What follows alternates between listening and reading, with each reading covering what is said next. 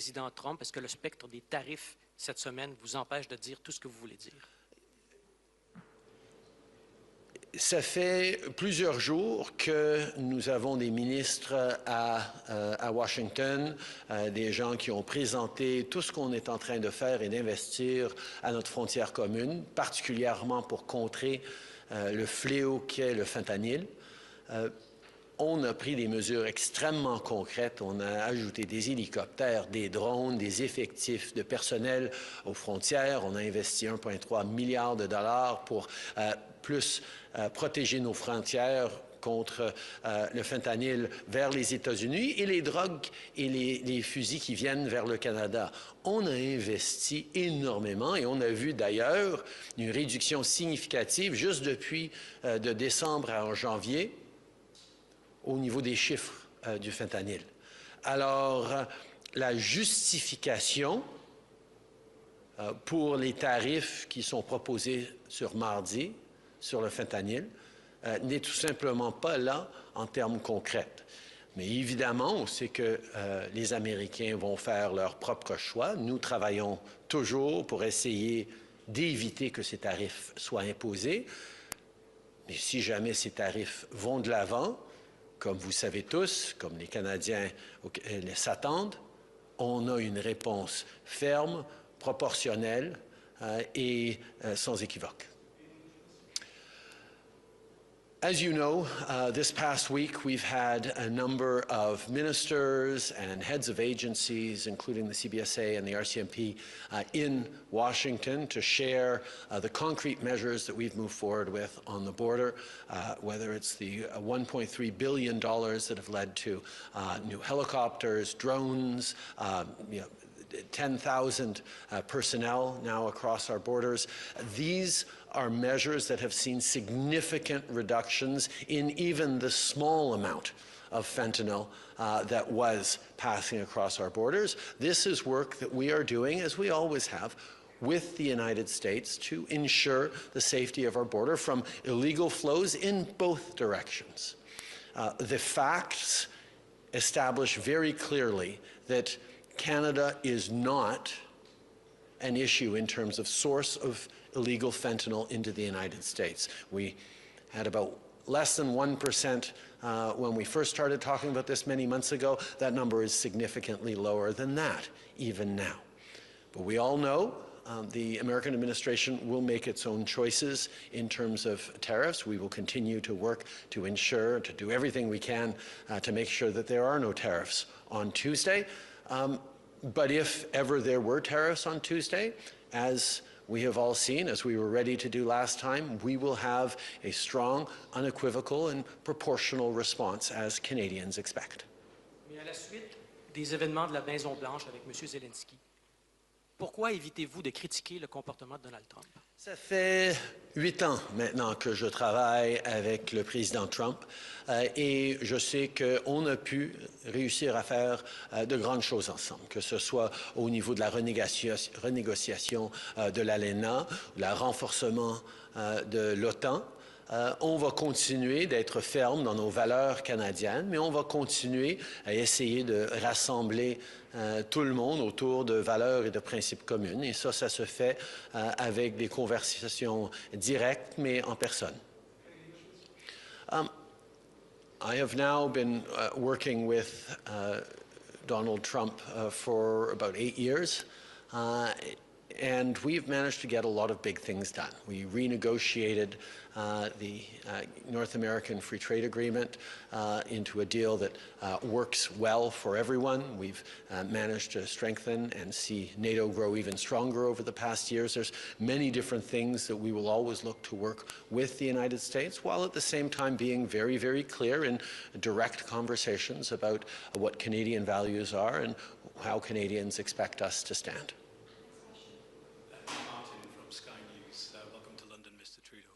There's a lot of pressure on European nations to increase defence spending, especially because it was front and centre of this summit today. Sir Keir Starmer has announced an increase in defence spending for the United Kingdom. But as you'll know, Canada continues to not spend enough. You aren't meeting your 2% target on defence spending, and the predictions are that you're not going to do that until 2030. That's not good enough given the change of events, is it? Well, the world has changed. The time of peace that we had after the Cold War has been upended, and it is now necessary for countries to be spending significantly more on defence. And Canada is no exception to that. When I took office in 2015, Canada was spending, despite the NATO guarantee of a few years before, Canada was spending less than 1% on defence. It was my government that has tripled defence spending between then and 2030, and we're actually on track to reach that 2%. Now, we understand we all need to do more, and we are busy doing more, including buying 88 F-35s, moving forward on a dozen new submarines to help patrol the Arctic, making investments in NORAD, making investments in capacities, including making investments for Ukraine. And we will continue to do more. That is what not just our allies expect, that's what Canadians expect, and we will keep doing that. But do you think that Canada will reach that 2% way before 2032? And just to follow up, we all saw the events in the Oval Office the other day. President Trump has been very critical of your own defence spending. Given what we've seen, do you see President Trump as an ally or an adversary in all of this? The United States will always be an ally.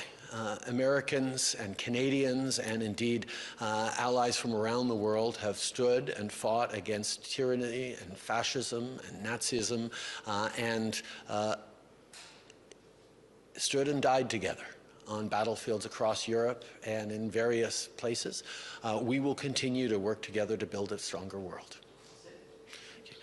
Le Canada et les États-Unis et nos alliés de l'OTAN vont toujours être là les uns pour les autres. Il y a des administrations qui ont des perspectives différentes sur un enjeu ou un autre, mais sur les grandes choses, je sais que les Canadiens peuvent compter sur le peuple américain et sur tous nos alliés quand vient le temps d'être là pour la paix et un avenir plus prospère.